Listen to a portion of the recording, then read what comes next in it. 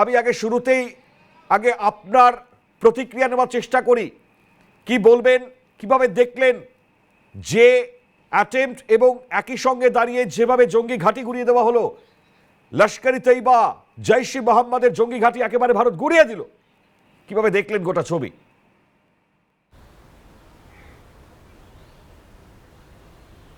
প্রথম কথা, ভারত মাতা কি জয়। একদম, ভারত মাতা এবং কি জয়। এজ এ সোলজার আমি খুব গর্ব অনুভব করছি যে আমরা আবার একটা মানে যুদ্ধে লিপ্ত হলাম, এক বদমাইশদের শেখাবার আর একটা সুযোগ আমাদের কাছে এলো। এটা কিন্তু আমরা পাকিস্তান জয়ের জন্য যে লড়াই হচ্ছে না সেটা বলে দেওয়া হলো প্রথমেই।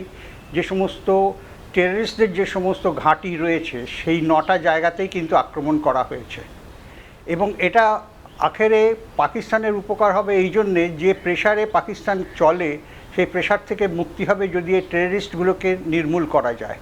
এই সময় যদি পাকিস্তান হেল্প না করে এই টেররিস্টদের নির্মূল করার জন্যে, তাহলে পাকিস্তানের এটাই শেষ। এটাও পাকিস্তানকে জেনে নিতে হবে, কারণ এই দাবিয়ে রাখা টেররিস্টদের জন্যে ওদের দেশ চালানো, এই দুটো জিনিস একসঙ্গে চলতে পারে না। এবং ভারতবর্ষ 47-এর পর থেকে অনেক অত্যাচার সহ্য করেছে এবং অনেক রকমভাবে এরা লড়াই করে এসছে, কিন্তু এটার একটা আখেরে শেষ করবার একটা সময় এইটাই। এই সুযোগটা যাতে হাতছাড়া না হয় সেটা আমাদের ভারত সরকার আশা করি খুব নিখুঁতভাবে পরিচালনা করবেন। এবং এই সঙ্গে একটা জিনিস বলে রাখি যে খালি আমাদের পশ্চিম রণাঙ্গন নিয়ে ভাবলে চলবে না, আমাদের পূর্ব রণাঙ্গন এবং আমাদের মধ্যে যে সমস্ত স্লিপার সেলগুলো আছে এরা কিন্তু ইকুয়ালি ডেঞ্জারাস। এই জিনিসগুলোকে কিন্তু মাথায় রেখে আমাদের অপারেশন আশা করি এগোবে। কিন্তু স্যার, পাকিস্তানের তরফ থেকে বার্তা যেভাবে আসছে, বলা হচ্ছে নাকি ভারত যুদ্ধ ডেকে আনছে, এবং এও বলা হচ্ছে এই আগ্রাসনের শিকার হয়েছে নাকি সেখানকার সিভিলিয়ানরাও। এটা পাকিস্তানের বার্তা। হ্যাঁ,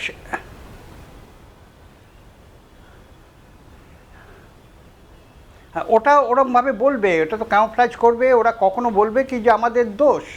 ওরা তো গত বোধহয় 15বার না 16বার তো এই এলওসির যে সমস্ত আমাদের চুক্তি লঙ্ঘন করে এসেছে, পরপর লঙ্ঘন করছে।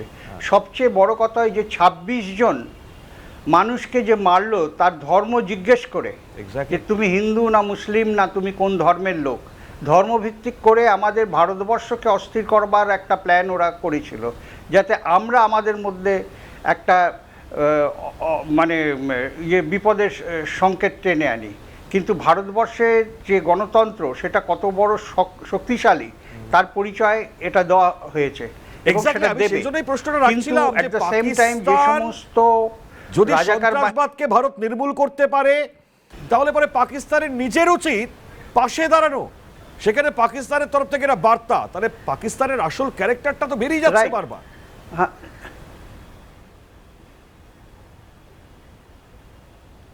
কারণ ওখানে যেটা হচ্ছে, ওখানে তো গণতন্ত্রের ওপরে চলে না, ওখানে সমস্ত ব্যাপারটাই চলে ওখানকার সামরিক বাহিনী যা বলে তার উপরে। এবং এই জিনিসটা আমি আগে বহুবার বলেছি, একই জিনিস বারবার রিপিট করতে হয় আমাকে, যে প্রত্যেকটা দেশের একটা করে আর্মি থাকে, আর আর্মির একটা দেশ আছে সেটা বিশ্বের একমাত্র দেশ, সেটা হচ্ছে পাকিস্তান। ওখানে আর্মির লোকেদের জন্যই দেশটা তৈরি হয়েছে। ওরা করবে, জেনারেল হবে, লুটে পুটে তারপরে ওখান থেকে দেশ ছেড়ে বাইরে গিয়ে নিজেদের কলোনিতে ঢুকে যাবে। এই হচ্ছে ওখানকার মোটিভ। ওখানকার জনসাধারণের জন্যে এতটুকু চিন্তা ওদের মধ্যে নেই। তা নাহলে আজকে ভারতবর্ষর জনসংখ্যা 130 কোটি হওয়ার পরেও তাদের যে সমস্ত জায়গায় তারা উঠে গেছে, এবং পাকিস্তান যে জায়গায় পড়ে আছে সেটা বিচার করলেই বোঝা যাবে যে ওদের রাষ্ট্রীয় পরিচালনার শক্তি বা প্রসিজারটা কী।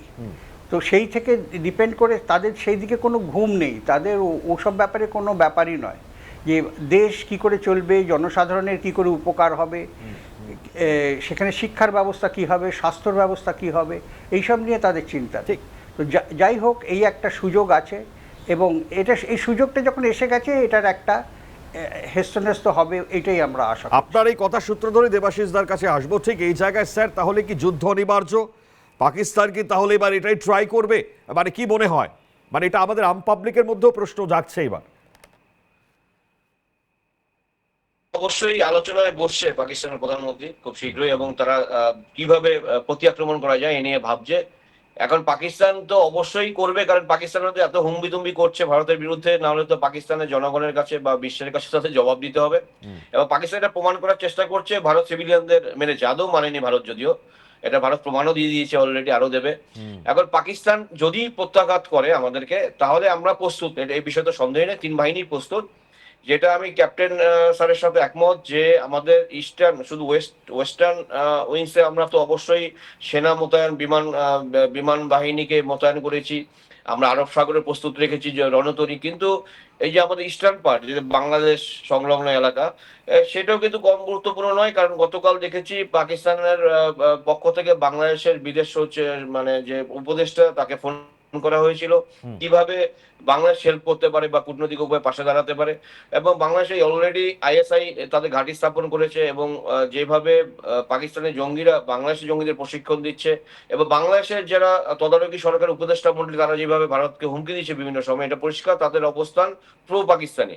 সুতরাং এই অংশটাই আমরা নজরদারি করব। পাশাপাশি যেটা আমাদের করতে হবে যে সমস্ত যে তথ্য আমরা যেগুলো দেখাচ্ছি মিডিয়াতে, বা আমাদের যে কর্মসূচি বা রণকৌশল, সেটা কিন্তু সবটাই প্রচার করা উচিত নয়, তাহলে তারা বুঝে যাবে আমাদের আগামী দিনে কি করতে যাচ্ছি। যে আজই আমি বলছি, ঘটনাক্রমে আজ আমার দিল্লি যাওয়ার কথা ছিল, মানেক শাহ সেন্টারে একটা বড় মিসাইলের একটা প্রদর্শনী হবে ইসরায়েলের সাথে, এবং সেখানে আমি যেতে পারিনি বিশ্ববিদ্যালয়ের একটা কাজের জন্য। সেখানে কিন্তু ঘটনাচক্রে এই ইসরায়েল আমাদের বিশেষ মিসাইল দিচ্ছে, ঠিক আছে। ইসরায়েল ডিপ্লোম্যাটিক্যালি আমাদের পাশে আছে, আমেরিকা আছে, রাশিয়া আছে, এবং ভারত এই বিষয়ে সুনিশ্চিত, যেটা একটু আগে বললেন আমাদের সহ বক্তা, যে ডিপ্লোম্যাটিক্যালি আমরা কিন্তু কনসার্ন নিয়েছি, আমাদের অবস্থানটিকে আমরা বুঝিয়ে দিয়েছি। এবং গতকাল ইউএনএতে যেই ভাবে পাকিস্তান পর্যদস্ত হয়েছে, এখান থেকে পরিষ্কার যে পাকিস্তান যদি এই টেরোরিজমের মানে পার্সপেক্টিভ থেকে পাকিস্তান ভারতকে আক্রমণ করে, তাহলে ভারতের পাশে থাকবে মানে সারা বিশ্ব। এবং যদি ফুল যুদ্ধ হয় তাহলে কিন্তু অবশ্যই ভারত অনেকটা এগিয়ে রয়েছে, এবং পাকিস্তান কিন্তু যুদ্ধ করার আগে আবার ভাববে যে তারা যুদ্ধ সামলানোর মতো তাদের ক্ষমতা আছে কিনা। এটা এক্সপেক্টেড যে টানরাজ করেছে 3-4 দিন মতো যুদ্ধ তারা টানা করতে পারে। এবং পাকিস্তানের যে আর্থিক সংস্থান নেই, এবং যে ধরনের দেশগুলো পাকিস্তানের পাশে দাঁড়ানোর কথা বলেছে, তারা হয়তো দাঁড়াবে, কিন্তু তাদের চাইতে বড় বড় শক্তিগুলো আমাদের পাশে আছে, রাশিয়া, আমেরিকা এবং ইসরায়েলের মতো শক্তি রয়েছে, এবং চায়না কিন্তু এই বিষয়ে সরাসরি পাকিস্তানকে সমর্থন করবে বলে আমার মনে হয় না। ওকে, আমি তাহলে সুভাষিস দা আপনার কাছে এই জায়গা থেকে আসি, কারণ কূটনৈতিক স্তর থেকে তাহলে পরে মানে আন্তর্জাতিক আঙিনাতে আবারও এটা হয়তো পাকিস্তান প্রমাণ করবার চেষ্টা করবে যে এই দেখুন ভারতের এই ধরনের মানে অ্যাটাক, এবং তাতে সাধারণ নাগরিক তাদের মৃত্যু হয়েছে। মানে ঠিক এই জায়গাতে তাহলে পরে ভারতের আগামী স্ট্র্যাটেজিটা কোন জায়গায় যেতে পারে বলে আপনি মনে করছেন? দেখো, পাকিস্তান পোস্ট অ্যাটাক যে ইনভেস্টিগেশন প্রসিডিওরটা আছে, ওটাকে কোনোদিনই পাকিস্তান গুরুত্ব দেয় না। এবং গুরুত্ব দেয় না তার কারণ হচ্ছে তারা কিছু ফেক সাপ্লিমেন্টারি সাজেশনস গুলোকে পাঠায়, বিভিন্ন পোডিয়ামে ফেলে বলে দেখুন এইভাবে আমাদের সিভিলিয়ানদের অ্যাটাক করেছে, এইভাবে আমাদের সামরিক বাহিনীদের অ্যাটাক করেছে। এবং যারা সেই পোডিয়ামগুলোতে বসে আছে তারা খুবই এক্সপিরিয়েন্স লোকজন, তারা একটু পর্যবেক্ষণ করেই বুঝে যায় যে এইগুলো সবই অধিকাংশই হচ্ছে মিথ্যা দিয়ে মোড়া। সুতরাং this is a very immature diplomacy they have been playing since long. সুতরাং সেইটা নিয়ে আমাদের আপাতত মাথা ঘামিয়ে লাভ নেই। আমার যে দুটো বিষয় সম্বন্ধে সব থেকে মনে হচ্ছে আমাদের কনসার্ন থাকা দরকার, তার প্রথম বিষয় হচ্ছে পাকিস্তানকে অ্যাজ এ টেরিটরি এখন দেখার প্রয়োজন নেই, পাকিস্তানকে অ্যাজ এ অ্যাটাকিং ইউনিট দেখতে হবে। সেখানে কিন্তু পাকিস্তান বলতে শুধু পাকিস্তান সামরিক বাহিনী নয়, যেরকম আমাদের স্যার বললেন যে পাকিস্তান মানে কিন্তু পাকিস্তানের ইন্টেলিজেন্স সেলকে দেখতে হবে, যারা স্লিপার সেলস গুলোকে অ্যাক্টিভেট করার চেষ্টা করবে ভারতের মধ্যে। পাকিস্তান বলতে আমাদের দেখতে হবে সেই সব অসাধু শত্রুগুলোকে যারা অলরেডি ভারতবর্ষের মধ্যে বাস করে, তাদেরকে অ্যাক্টিভেট করিয়ে ভারতবর্ষকে ক্ষতিগ্রস্ত করার চেষ্টা করবে। কারণ পাকিস্তান যদি অর্গানিক্যালি ইন্ডিয়াকে অ্যাটাক করে ইন এ ট্রেডিশনাল ওয়ে, তাহলে কিন্তু পাকিস্তান যে রিটেলিয়েশনটা আবার পাবে, যেটার জন্য ভারত পূর্ণভাবে প্রস্তুত, সেটা কিন্তু পাকিস্তানকে আরো ক্ষতিগ্রস্ত করবে। আর last but not the least, Pakistan যার দিকে তাকিয়ে আছে সেই China will be operated through bricks.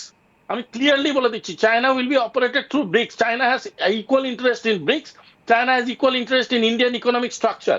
সুতরাং চায়নাকে যদি অপারেট করতে হয়, চায়না কোনো পাঠার দেশ না, পাকিস্তান পাঠানের দেশ হতে পারে, চায়না পাঠার দেশ না। যে চায়না যখনই দেখবে এই অ্যাটাকটা হচ্ছে, চায়না এসে ইন্ডিয়াকে অ্যাটাক করে দেবে, এরকম বোকা বোকা ডিপ্লোমেসি চায়না খেলে না। চায়না জানে চায়নার ইকোনমিক ইন্টারেস্ট কোথায় আছে, চায়না জানে ব্রিক্স এর ফিউচার কি। চায়না নিজের থেকে একটা হয়তো বিবৃতি দিতে পারে, but China will not be in straight level war with India. এটা আমি একদম ক্রিস্টাল ক্লিয়ার পরিষ্কার আপনাদের সামনে বলতে চাই। আর দ্বিতীয় কথা একটা ভুলে যাবেন না, টার্কির যে খেলাটা হয়েছিল সেই টার্কির খেলাটা is almost over. Turkey directly কোনো ইন্টেলিজেন্সে যাবে না, because NATO is with India. NATO logically ইন্ডিয়াকে বুঝিয়ে দিয়েছে, if they are hitting the terror targets, NATO doesn't have a problem. যদি European Union, NATO doesn't have a problem, যদি United Nations doesn't have a problem, Russia doesn't have a problem, America doesn't have a problem, তাহলে পাকিস্তানের যদি কোনো problem থেকে থাকে, let's come and face it. পিছন থেকে অনেকদিন যুদ্ধ হয়েছে, let's come and face it, let's talk to each other, straight কথা বলুন। অনেক দিন ধরে হয়েছে, দিনের পর দিন সরকারের পিছনে দাঁড়িয়ে একটা সামরিক বাহিনী চালিয়েছেন। পাকিস্তানের এক জার্নালিস্টের একটা লাইন দিয়ে আমি শেষ করতে চাইছি। পাকিস্তানের একটা জার্নালিস্ট একবার বলেছিল যে লাস্ট স্টেটাস আমাদের আর্মি চিফের হচ্ছে চিফ অফ আর্মি স্টাফ ভারতবর্ষের, কিন্তু পাকিস্তানের আর্মি চিফের শেষ চেয়ারটা হচ্ছে পাকিস্তানের প্রধানমন্ত্রী। সুতরাং পাকিস্তানের আর্মিতে যারা চিফ হয় তাদের টার্গেট থাকে প্রধানমন্ত্রী হবার। সুতরাং পাকিস্তান নিজের গভর্নমেন্ট নিজে যতবার টপেল করেছে কেউ করেনি, এবং পাকিস্তান আজকের ডেটেও সেই লক্ষ্যতে ছিল, আছে এবং থাকবে। Balochistan, Afghanistan will answer Pakistan in the coming 72 hours. Along with India, we are prepared for you guys. Please come on. খুব খুব তাৎপর্যপূর্ণ, অত্যন্ত গুরুত্বপূর্ণ সুভাষিসদার এই বক্তব্য। এবং এই জায়গা থেকে দাঁড়িয়ে কার্যত ভারত চারিদিক দিয়ে সম্পূর্ণভাবে কূটনৈতিক স্তরে সমস্ত কিছু কথাবার্তা এবং সমস্তটা বুঝে কিন্তু এই নির্দিষ্টভাবে অ্যাটাক যা হয়তো তাৎপর্য রাখে, খুব স্বাভাবিকভাবেই আমি অত্যন্ত গুরুত্ব রাখে এই জায়গায়। এবং ইনফ্যাক্ট আরও যে সমস্ত তথ্যগুলো আসছে তার মধ্যে আমি আরও একটা তথ্য, যেটা এই পাকিস্তানের শেলিং যেভাবে হামলা করা হচ্ছে, পাকিস্তান যেভাবে পুঞ্চ সেক্টরে হামলা চালিয়েছে গতকাল রাতে এই ঘটনা ঘটবার পর থেকে, তাতে 3 জন ভারতীয় নাগরিক তাদের মৃত্যু হয়ে গিয়েছে। ফলত এটাতেও অবশ্যই বড় সড়ো জায়গা, যেটা নিয়ে কিন্তু ভারত আবারও আগামী সময়ে প্রত্যুত্তর যদিও ইতিমধ্যেই দিচ্ছে। আমি অমলেন্দু স্যারের কাছে ঠিক এই জায়গায় আসবো। স্যার, পাকিস্তান তো এবার আরও ট্রাই করছে যে যেভাবে আরও হামলা চালানো যায়, যেভাবে আরও ভারতের ভেতরে ঢুকে মানে লাইন অফ অ্যাকচুয়াল কন্ট্রোল যেই জায়গায় দাঁড়িয়ে বারবার হামলা কন্টিনিউয়াস হামলা চালিয়ে যাচ্ছে। তো এই জায়গাতে ভারতের যোগ্য জবাব আগামী সময় কি মনে হয় দেওয়া উচিত?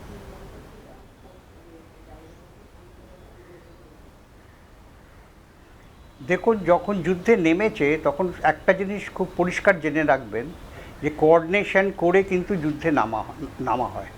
এবং সেই কোঅর্ডিনেশনটার জন্যে এই যে পরপর যে বৈঠক হয়ে গেছে, যেগুলো আপনারা আপনাদের টিভি মারফত বলে গেছেন পরপর, এর কারণগুলো কিন্তু তাই। এবং প্রত্যেকটা মুভের জন্যে, প্রত্যেকটা ব্যাপারে এগোলে তার কি রিপারকেশন হবে, তার কনসিকুয়েন্ট কী হবে, সেগুলো কিন্তু আমাদের plan A, plan B, plan C করে নেওয়া হয়। এর চেয়ে বেশি আমি আর কিছু বলতে চাই না। এবং এই জিনিসগুলো কিন্তু অলরেডি এদের মাথায় আছে। এবং একটা জিনিস জানবেন, যে যুদ্ধ যখন লেগেছে তখন আমাদের যে এটা নয়, কোনো জায়গায় যদি সেলিং হয় সেখানে কিন্তু বেছে বেছে আর্মি মরবে, সিভিলিয়ান মরবে না, এরকম হতে পারে না বা সম্ভব নয়। এটা কখনোই যুদ্ধ ইয়েতে ঘটে না।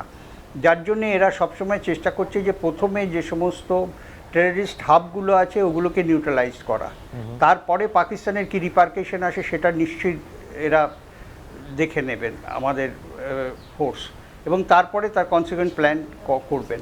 এবং এই দিকে করতে গেলে এর অন্য দিক থেকে কি হতে পারে সেটাও কিন্তু প্ল্যানিংয়ের মধ্যে থাকে। আর সবচেয়ে মদ্দা কথা সেটা হচ্ছে, যে দেশ লড়তে যাবে সে কিন্তু নিজের কোমরের জোরে লড়বে।